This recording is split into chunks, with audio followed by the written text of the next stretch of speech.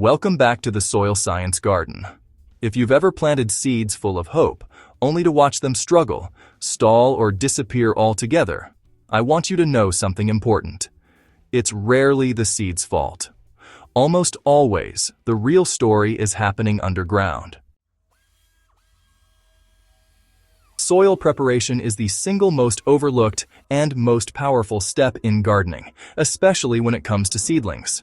Get this right, and you give your plants a head start that no fertilizer or gadget can replace. In this guide, I'm going to walk you through exactly how I prepare soil for seedlings, whether they're going into seed trays, raised beds, or directly into the garden. This isn't theory-heavy fluff. This is practical, repeatable soil science that works for beginners and seasoned gardeners alike. Seedlings are not miniature adult plants. They're, fragile, fast-growing, and incredibly sensitive to their environment. Their roots are tiny, their nutrient needs are precise, and, well, their tolerance for stress is low. Soil that works fine for mature plants can easily suffocate or starve seedlings. At this stage, soil isn't just a growing medium. It's life support. The right soil structure allows oxygen to reach roots, holds enough moisture without drowning them, and provides gentle nutrition that fuels steady growth. Poorly prepared soil leads to weak stems, slow growth, disease, and damping off. Proper preparation turns soil into a supportive nursery instead of a hostile obstacle.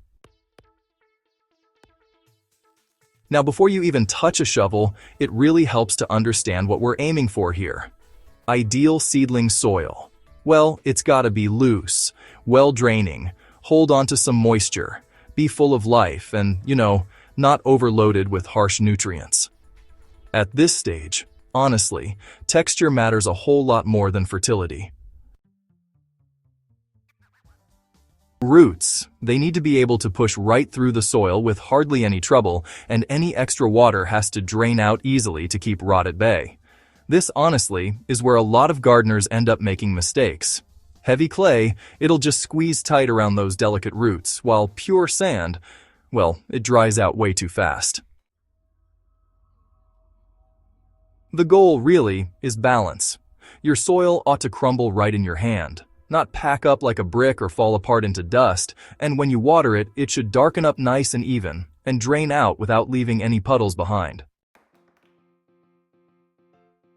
Whether you're working with garden soil or filling containers, preparation always begins with cleaning and loosening.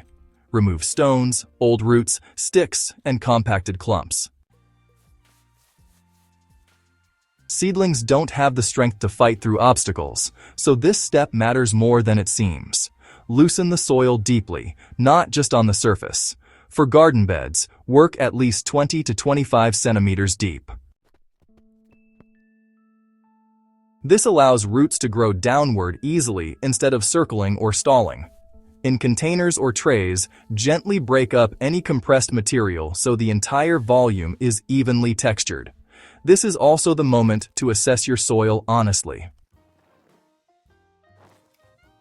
If it feels sticky and dense when wet, it needs organic matter for drainage.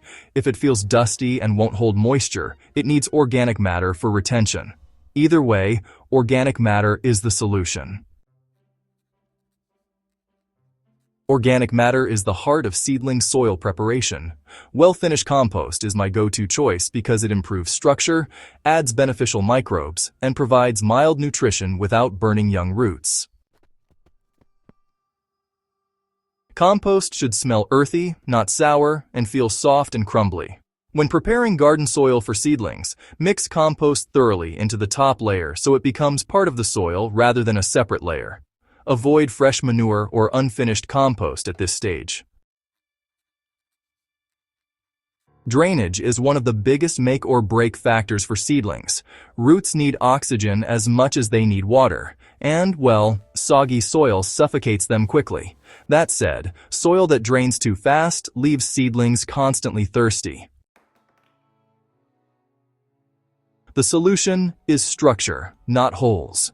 Adding coarse organic matter and making sure the soil is loose throughout its depth creates natural drainage channels, while still holding moisture in those tiny pore spaces. One of the most common mistakes I see is overloading seedling soil with fertilizer. Seedlings don't need heavy feeding. In fact, too much nitrogen at this stage can cause weak, leggy growth and damaged roots. Before sowing seeds, soil should already be evenly moist. Dry soil that gets watered after planting can shift, compact, or bury seeds too deeply. Pre-moistening ensures seeds settle into a stable environment and begin absorbing water immediately. Soil preparation is where great gardens are born. Seeds carry potential, but soil decides whether that potential becomes reality. For seed trays and pots, consistency is everything. Every cell or container should have the same texture and moisture so seedlings grow evenly. Press soil lightly into containers to remove large air pockets, but never compress it hard. Healthy soil is alive, and seedlings benefit immensely from that life. Beneficial bacteria and fungi help protect roots, improve nutrient uptake, and build long-term soil structure.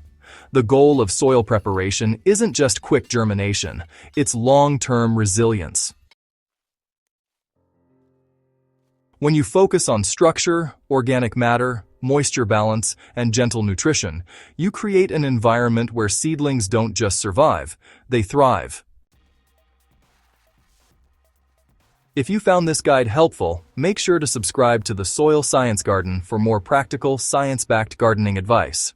Share this with a fellow gardener who's struggling with seedlings, and let's keep growing healthier soil and stronger gardens together.